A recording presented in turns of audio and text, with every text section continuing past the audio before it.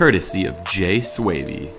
From fans for the fans. The best place for league updates. The hottest takes on the internet. Welcome to Cal's Call. Hello and welcome to episode 3 of Cal's Call. I'm Joseph Callamore. And I'm Mickey Flynn. And today we're going to be talking about college football. So Mickey, who are you excited to watch in college football this year? I think Nick Bosa has the potential to be even better than his brother, Joey Bosa, at Ohio State. Okay. So Nick Bosa, I think he's really good. Like you said, from everything we've heard, even Joey Bosa himself said that his younger brother is looking like the better, more prepared version of himself. So that's very high praise coming from his older brother. Could be one of the best defensive ends we see, in college football ever. Overall. Yeah, could go first overall. Very, very exciting to see him. Who I'm very excited for is returning our running back for the Stanford Cardinal, Bryce Love. I really do think this guy has the best chance at winning the Heisman Trophy this year. Definitely, he's got to be one of the favorites. Total monster. This guy is a machine. Very consistent. Last year, I know we saw the Heisman race. It starts off with Saquon Barkley. He's dominating. He's full of highlights. Hype was behind him. But the production, slowly fell throughout the season. This guy, Love, just no matter what, every single game brings it. Does not fade away. If anything, he got stronger towards the end of the season, which is when it matters most. Great overall talent. I think he is going to be the odds-on favorite. I think he is going to win the Heisman Trophy this year. What about you, though? What do you feel about Love? Love is very explosive. I think he's a really good athlete, and he has the ability to make players miss. I think he could be very good as well, but a guy who I think you are sleeping on for the Heisman is quarterback Will Grier from West Virginia. The man has a strong arm. He went to Florida, didn't really play, transferred, went to West Virginia, and it looks like he can possibly be a very high draft pick. I know there were talks about him coming out this year and being a pretty high draft pick with already stacked quarterback class, but he decided to go back, which I think was the right move, to develop more, and we'll see what he can do. Okay, I think if we're going to be talking about quarterbacks in the Heisman race, I think one guy that I would definitely love to mention is going to be Jarrett Stidham. Now, I would mention Jake Fromm. The thing about Fromm is he has some really heavy competition, and I'm not saying he will lose his starting spot, because he more than likely won't. But Justin Herbert coming in is going to be a great, amazing freshman. Also, Fromm, again, this doesn't really have to do with football, but he's dealt with two really weird injuries this offseason. We don't know how he's going to come back from that, how well he's going to do. I need to see more consistency from him. Yes, he led the Bulldogs to the national championship. Yes, it was ridden along a great defense, though. I really need to see that he can lead an amazing offense throughout a whole season, take him back to those playoffs, see what he can do. But I do like Stidham more than him. I think Jarrett Stidham has a better overall game. I think he's going to be a better quarterback. I think if they were to go pro, eventually, Jarrett Stidham would be the best overall conversion to the pro league. But anything can happen. With that in mind, I'm very excited to see Stidham. Stidham's going to lead Auburn to another amazing record. I really do think if Auburn does have a chance, which they do, of making the college football playoff, it's going to be because of Stidham's leadership and his quarterbacking skills. What do you think about Stidham?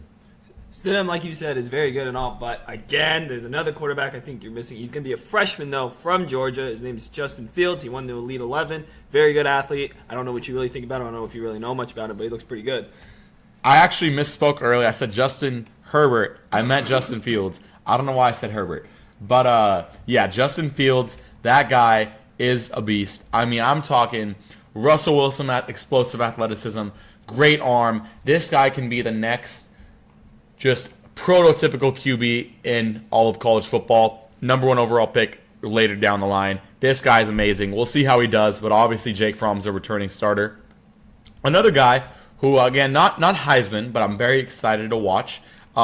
It's probably going to be Clarence Farrell and Christian Wilkins. Honestly, that whole Clemson defensive line is amazing. Probably the most stacked defensive line a college football team has had in a long time. Even when you talk about a powerhouse like Alabama, who consistently produces great defensive talent, I don't think even they have had a defensive line that's like this year's Clemson's. It's that good. That's how good. You have five guys from that line itself that could go in the top couple rounds of next year's NFL draft. That's how much talent there is. I think the production is going to back that up as well as all this hype. I definitely think they're going to be in the playoff. I don't know exactly if they'll win the national championship, but they'll definitely be in the playoff this year. And I just can't wait to see that defensive line wreck everybody else in the ACC, except for obviously NC State. NC State more than likely is going to win the ACC. Ryan Finley's going to lead them to the promised land.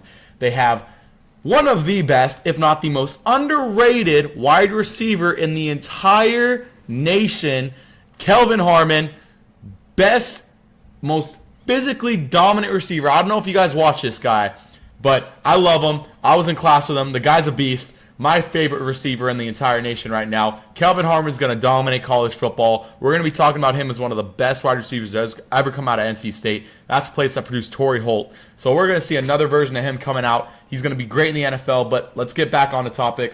Who are some other best players that you want to see? There's a freshman from around here in Anaheim. Went to Monterey High School as #1 receiver coming out. His name's Amon-Ra St. Brown. I personally know the guy. The guy is an absolute beast. He has 2 brothers. One's in the NFL right now, drafted by the Packers named Equinemius.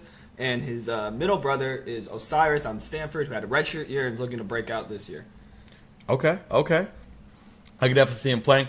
Now, for me, if we're going to look at somebody who's not a true freshman, because I know sometimes true freshmen have trouble getting that consistent playing time, it's going to be Cam Akers of Florida State. This guy is a beast. I know Dalvin Cook just came out of there a couple years ago. This guy's made in the same mold. Very, very durable, very big. I like him. I think he's a great back. I think he's gonna do very well for what's his name? The guy who just came, Willie Taggart and FSU. He's gonna do very well this season. I'm very looking forward to that. Somebody else who I'm gonna be looking at is, again, I know he's not that highly rated in all these college football things and all the NFL like draft mock drafts and all that, but I'm telling you right now, and it's not just bias, Ryan Finley is gonna end up being one of the best, if not the best, college football quarterbacks in the nation. The guy is so super uber efficient. We're talking Tom Brady levels efficiency in the college football rankings. This guy does not turn the ball over that much. He's great. Great passer, great deep threat. With him and Harmon are going to be one of the best. Right now, what I hear, everything I see is that Will Grier and Sills out of West Virginia, they are Sills the fifth. Yeah, those two are the most hyped wide receiver to quarterback combo in the nation going into this season. I believe that's wrong. I think it should be Harmon and Finley. Those guys are very underrated. They're going to take NC State at least into the top 25. I think they can be in the top 15 by the end of the season. But that guy's going to be one of the best quarterbacks in the nation. Now, in terms of overall talent and teams, who are some teams you're looking forward to seeing? Teams? I mean, I think Florida State can have a very big bounce back year. Their quarterback, I think Francois, is coming back from an injury that really derailed them last year and kind of like ruined their entire season. I think he could come back, lead them maybe to the college football playoffs, and we'll see how it pans out. What about you? I really want to see Michigan this year. I've been a really big fan of Michigan ever since Jim Harbaugh. I'm a big Harbaugh fan, so seeing him go back to Michigan was very cool. I've always been hoping that they succeed. For the most part, his tenure has been mediocre for his standards. I mean, if this were anybody else, we'd be talking about how great of a job they've done. Because it's him and his reputation, we're just, it's okay. Obviously, against Michigan State and Ohio State, I believe is 1-5 or like that. 1-6, one of the two. Yeah, so not very impressive in terms of that regard, but I don't think he should be judged just based off those two series. The guy's going to get better. This team this year is very, very talented. I honestly do think they're going to beat Ohio State this year. This is the year for them. The thing that Harbaugh's been lacking is a legitimate star quarterback, which they have this year in Shea Patterson. Shea Patterson is an absolute beast. This guy coming from Ole Miss was stuck there, very, very loyal, was going to see him through. As soon as they got that NCAA violations, as soon as all that went down, you can't blame the guy. He wanted to play for an actual national championship contender. He goes to Michigan under Harbaugh. I think this is the best quarterback, the most talented college quarterback he's ever going to have for a while. Might as well utilize Patterson and get into the college football playoffs. I think that's where they're going to be. But again, very excited to see that team. Rashawn Gary, defensive tackle, very, very, very, very good. Rated as the number 3 prospect going into this season. The guy's a monster. He was the number 1 overall prospect coming out of high school. Very, very, very good. Dominant, to say the least. This guy is in the same mold as Ndamukong Suh. very, I mean, not that much height, but production-wise, he's right there. He can disrupt any offense, and that's why I think the Michigan Wolverines are going to make it to the playoffs this year, is because they have a great combination with two great star leaders on both the offensive end in Patterson, defensive end in Gary. They're going to go far. How do you feel about the UM though? Again, I don't know if I trust Harbaugh to get him there, because again, he hasn't proven he can beat the good teams, Michigan State, Ohio State. You're 1-5, man. You got to get it done at some point in time. I don't think this is the year, and I actually think I'm going to make a bold prediction. Michigan will fire Jim Harbaugh at the end of the year. We have totally opposite predictions there. I really do think Harbaugh is in line for. How I see it is every time a national title winner wins, they had to have gone through something that season, some adversity, if not that season before, whatever, to win that champ. That's where you see 30 for 30s. That's where you see documentaries made. And I think this Michigan team has the looks of a team that can win a national championship. They have a quarterback who's gone through controversy and had to transfer. They've gone through a coach that came in with such high expectations. He was disappointed this far. I really do believe that this is the year for Michigan if they are going to win a national championship. The time is now. Prove your doubters wrong. Win one. And for the rest of his tenure at UM, he will not be questioned whatsoever. Now, obviously, the number one team in the nation is going to be Alabama. Now, something about them that I'm a little sad. I mean, obviously, the team, talent-wise, there's nobody's holding a candle to them. Not even Clemson.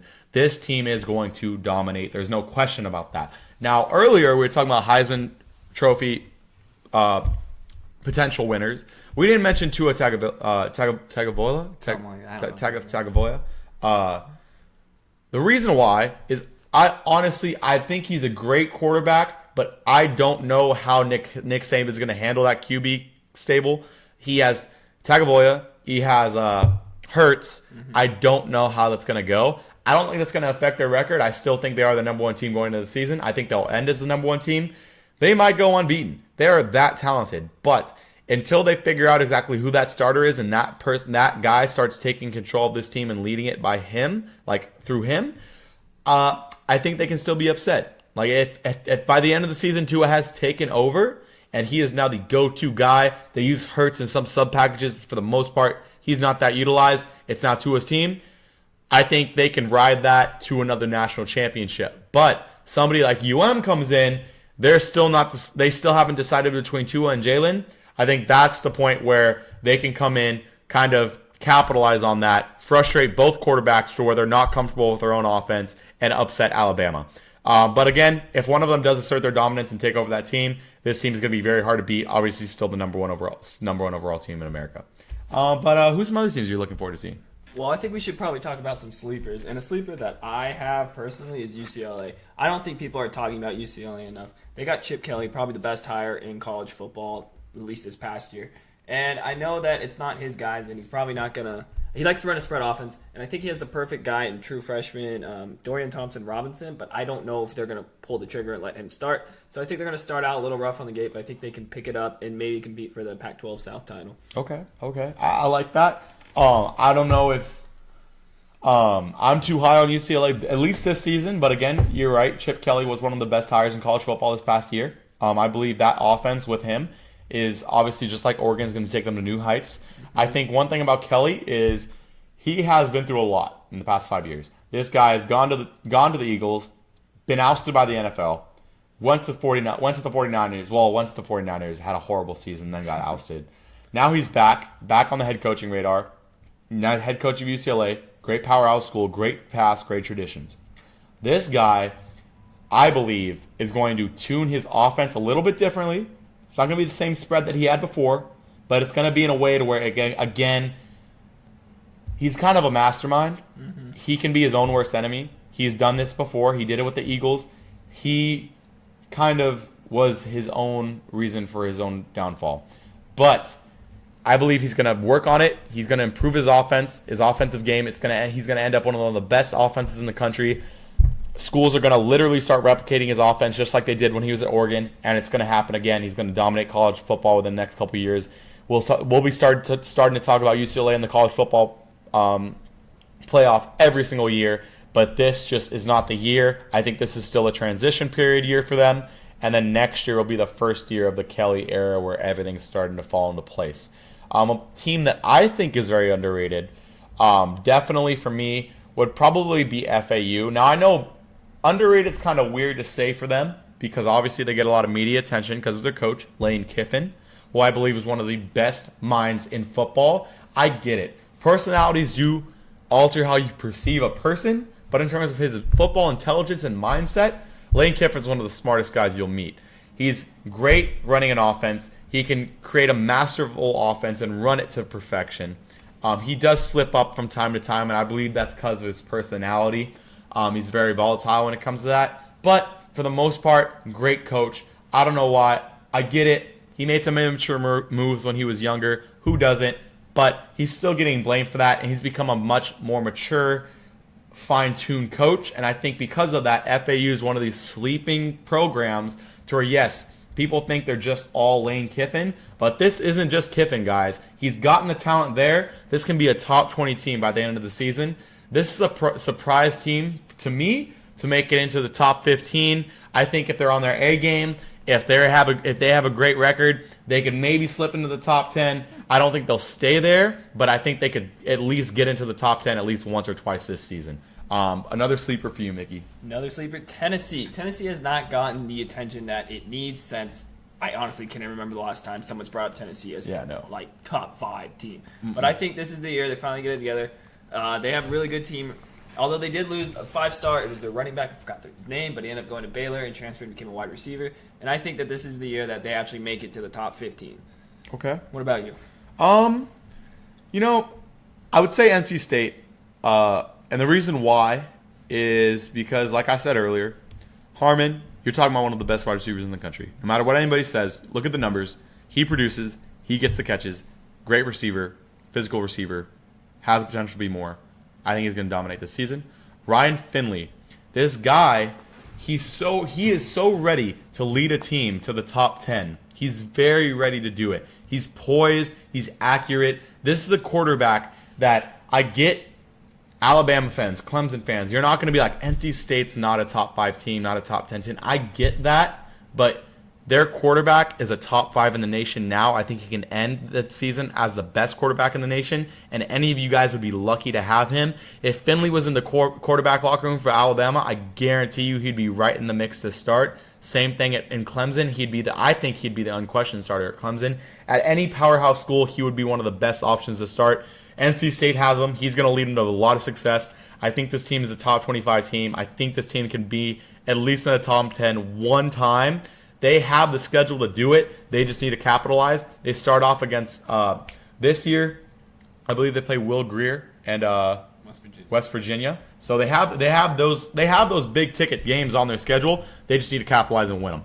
Another team, and again, it's kind of funny. We're going to be moving from old school to new school, but Oklahoma State, they're getting slept on. Mason Rudolph left. He was one of the best quarterbacks this program's ever seen. But that team, Go Pokes, is going to be one of the best teams in the Midwest region. Great defense. I know they've lost some guys throughout the years, and their offense just took a big step down in terms of veteran talent, but they still have a great talent. I honestly believe that Justice Hill is a top 5 running back in the nation. He's going to put up a great season. I honestly believe that how Saquon Barkley got the hype in the middle at the beginning of the season and kind of didn't die down, but it slowed towards the end. I think that's kind of Bryce Love's trajectory this season. I still think he's going to win it, but he's going to start off amazing. And then, you keep having those high expectations, and he doesn't necessarily meet them, but he's still doing great. Now, I get it, he's not being that covered, but Justice Hill is that guy, just like Bryce Love, to come in this season, consistently produce for a good, almost great team, and be in that maybe Heisman Trophy honorable mention, because he's going to put up that great of a season. The guy's a tough running back. He's made in the same mold. He's great. He's physical, very strong, power through anybody, not easy to tackle. In the Big 12, he's going to do a lot of damage. I think this team has both those teams, NC State and Oklahoma State, have some great chances of upsetting some big, notable teams and moving into the top 25, top 20, maybe even top 15. Any thoughts on those two teams, Mickey? No, but I do have one. San Diego State. San Diego State, okay. Yeah, I get it. They lost Rashad Penny, and I mean they do have a good running back in Juwan Washington, who rushed for 759 yards in just a reserve role. Not to mention 7 touchdowns. Their quarterback Christian Chapman, I compare him to kind of like a Alex Smith. Doesn't produce huge numbers. Great for the offense. Kind of a little dump off guy. I think they can really put it together. They start off, I think, against Stanford, if I'm not sure, and I think they can possibly beat them. If everything goes right. Also, they have a pretty good schedule, actually. Stanford, Arizona State. I think they beat Arizona State. Stanford will be a tough one. They beat them last year, though, so don't roll them out. I definitely feel that. I think they have the potential. They just need in-house talent to just step it up this season. I definitely feel that. Very good sleeper right there. Another one that you could say, I'm not too sure about it, but... and it could prove me wrong. They could go on a disastrous course. I don't think they will. Is Arizona. Quarterback Khalil Tate, one of the best, puts up video game numbers. Now, I don't believe video game numbers should put you specifically in the Heisman running. You should be able to lead a very much so winning team as well. It's all about the culture before you, and that should be what the Heisman Trophy is about, is your individual accomplishments, but your ability to lead a team as well. So I think that because of that, I don't have Khalil Tate in that Heisman watch. Yeah, he's for me, it'd be like an honorable mention because he can put up as many stats as he wants, but he's not an elite quarterback. He just puts up those stats. But he is a great quarterback. He's dual threat. I think that him with who is the guy from Texas A&M? Why am I blanking on so many names today? He went from Texas A&M to Arizona. Quarterback, Johnny Manziel coach. Yeah, who is he? Kevin Sumlin? Kevin Sumlin went to Arizona. All of that, they say it was, that one tweet that Tate put out talking about Kevin Sumlin kind of swayed that school's direction into hiring him. I think he's going to do very good there at Arizona. I think he has coached a top 10 team before, and he can do it again. And it's not just, I get that people say he had a lot of talent at A&M, and he did. And he had Johnny Manziel, which he did. Mike Evans. And Mike Evans. You don't just luck into that, though. You have to coach to a certain extent. Even if it gets easier, it's still a lot of coaching. And I think he can coach this team to, maybe at the end of the season get into the top 25, maybe top 20. It could happen. I don't know how realistic it is. But if you're going to talk about a sleeper, you have to mention them. They have a great quarterback and a good to great coach in Kevin Sumlin and Khalil Tate. Anybody else? I'd like to mention South Carolina too. They beat NC State last year, which was a very talented team. South Carolina is very impressive. They have Deebo Samuel, who's very, very good. Their quarterback, who is that? I'm trying to believe. But they have a great quarterback. Very good team. Their coach Muschamp, very veteran coach, good leader of men. This team could, do something. I don't know how far they could get. I think they're going to cap out in maybe the mid to early 20s. But it's a sleeper to where if they were to pull an upset, these guys could go into the top 15. Those guys definitely could. I don't really see many others that I mean, you could talk about Texas A&M. They have Fisher. They have Jimbo. Jimbo is obviously a great coach. I think for me, I'd have to put Saban and Sweeney. Dabo Swinney in the conversation of the best in college football. I think now that Kelly's back, him and Fisher in that I'd say that Sweeney and Saban are in the A+ category. There really is no better version of them, but if you're looking at just a solid A, that's Chip Kelly and Fisher right there. I mean, I get it. They both disappointed sometimes in their careers, but for the most part, they've been pretty consistent. They're great coaches. They're able to build powerhouse teams at FSU and Oregon. They've done it before, and they can do it again. I have all the faith in the world in Jimbo Fisher. Again, just like with Kelly, this is a transition year for them. They still have his talent coming in. He still has to coach it up. I think they'll be better next year than this year. But again, a sleeper team that could surprise some teams, especially with this great of a coaching staff, make moves into the top 10 by the end of the season. Now, let's move on. Mickey, who do you think at the end of the day is going to be the top 4 teams for the college football playoff this year? All right, I'm going to give you in order. 1, Alabama. Okay. No one's catching Alabama. Okay. I mean, they'll probably lose a game here and there, but I guarantee you the guy who takes their spot's going to lose it. Mm-hmm. 2, I'm going to go with Penn State. Okay. Yeah, I know they lost Saquon Barkley and everything, but I think they're still going to be good. Okay. 3, Oklahoma. Okay. And 4, Auburn. Auburn. Okay. Who you got? If I were to pick a top 4 teams, I think obviously number 1 you got to go Bama. I can't, in good conscience, leave out Clemson, but I don't think they're my number 2. So obviously number 1 Bama. I have super high expectations, and this could end up just biting me in the butt. But I think Georgia. Well, let's be safe with the number 2. I'm going to say Georgia number 2. We're going to have the 2 SEC teams back to back, just like last year. I feel it. Georgia's just too strong of a team. They didn't lose anybody. If anything, they really gained people. So I'm going to go with Georgia. Now, here's where it gets tricky. I think Michigan beats Ohio State this year, and I think Michigan kind of takes that Big Ten mantle. I really do. I have a lot of faith in them. So I'm going to say Michigan number 3. And again, that could come back and just either be a great prediction or horrible. Either way, it's just it's a roll of the dice, but I really do think they could be number 3. And then number 4, probably looking at Clemson. If not Clemson, Miami. You're going to be looking at an ACC team. Look, the ACC is a great conference. I get they're a little slept on sometimes. This is a great conference. You're looking at who they have. They have Clemson. They have Miami. They have NC State. They have Virginia Tech. Florida State. It's a great conference to be in for football. One of the most, not top heavy, but it just has some great powerhouse schools on the top of it. I think it's going to do great this year. And that's why I think Clemson or Miami would be the number 4 seed. It's just whoever wins it. Miami could end up winning it. They're not the odds favorite to, but they could. And with that, I'd have Auburn, Washington, just barely missing the cut. Wisconsin. Wisconsin's. It's hard to not even put them in a playoff. They're like everybody talks about. They're the underrated team who's not underrated. They're the underrated team of the elite. This team is great. They have no significant weaknesses. Their running back, Jonathan Taylor, probably in terms of talent, the best running back in the nation, right there with Bryce Love. Now, I don't know if he'll put up the numbers to win the Heisman this year. He could, and he's honestly one of the favorites too. I'd have him up there. I would have him up there with Bryce Love and any of the quarterbacks that we mentioned previously to win the Heisman. He's that good of a running back, especially as a freshman. That was an amazing showing he put up last year. They have a great coach. I think this team, if any team's going to beat Michigan, I don't think it's Ohio State. I think Michigan's beating Ohio State and finally switching that up this year and winning that series.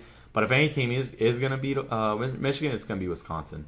That team definitely could. They have the manpower, the strength on both lines to beat them. They could. They definitely could. I don't think they have the quarterback to put up with Patterson. But if anybody's going to, like I just said, if anybody's going to beat Michigan, it's going to be Wisconsin. Those would be the only guys I could see slipping into the top 4. And it sucks as well because I'm looking at this other team right now, Oklahoma. I can't put them in it with good faith because I'm just too big of a fan of Baker Mayfield. And I'm not saying last year's success was solely on Mayfield because it wasn't. But he was a big part of it. And I think his leadership is going to be missed. I don't think it's going to be just totally left for dead. I think they have a great leader in Kyler Murray. But I think his passion and leadership is irreplaceable to a team. If you have a guy like Baker Mayfield in your program and he leaves, it is going to be an uphill battle to get that back because that guy has passion for days. So with that, I just don't see Oklahoma making it in the top 4. They're going to be one of the most fun teams to watch in college football, though. Don't get me wrong. Lincoln Riley is one of the best bright young minds. I think within the next 5 years, we'll be looking at Lincoln Riley as we do Saban and Sweeney. That's how good he is. He's that great of a football mind. He's going to take Oklahoma to heights they haven't seen in a long time. Obviously, they just made it to the playoff, but I think it's not going to end until they win multiple national championships. But yeah. Anything else you want to talk about in terms of college football? So we both have no Pac-12 school. No. Oh yeah, that's right. That's a conversation. Mickey and I just had this conversation the other day. I don't think the Pac-12. I think the Pac-12 is by far the weakest conference in college football. I think that they don't have weakest Power 5. Washington, yeah. Washington is obviously the best team, hands down. Mm-hmm. They're a top 10 team in the nation. I don't ever see them beating an SEC or an ACC school. I don't see them beating Clemson. If Washington played Clemson today, they'd get clobbered. They'd get clobbered. And just like they did in the playoffs the other year, destroyed by Alabama. These Pac-12 schools are great. They can have great records, great players. That's cool. They don't have the depth or the manpower to beat an SEC team or an East Coast team. They just don't. That's why I think the Pac-12 is the weakest it's been in a long time.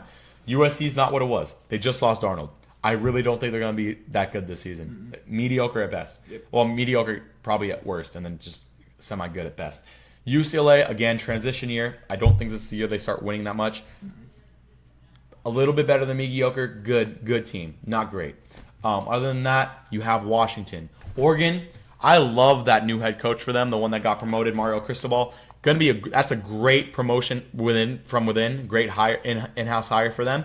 I love that guy, but I don't see. These are all teams in transition in the Pac-12, and they're not great. They're not bad. They're just right in between, and that's not good enough to be called the best conference in America. I think they're one of the worst because they're still transitioning. And if you had to pick a name for that conference, it wouldn't be their Pac-12 conference. It'd be their transitioning conference because that's all of their programs are transitioning to someone new, with the one exception being Washington. They're the only ones that have consistently been great in the past couple years. Everyone else is still catching up.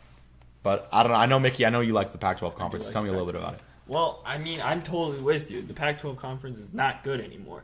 But however, I do think that you can maybe see an SC in the top 4, maybe a Washington. But I don't know. We just got to see. Don't forget, Washington does have the quarterback. I think his name's Jake Browning. Yeah, Jake Browning. He's a beast. He is good. I think he's good. He's good. He can win you some games. But again, I don't know if it's enough to get you into the top 4. And I think those are the only 2 teams that have a chance of making it all the way. Stanford always falls apart. Yeah. I mean, I like Shaw. Great dude. Great program.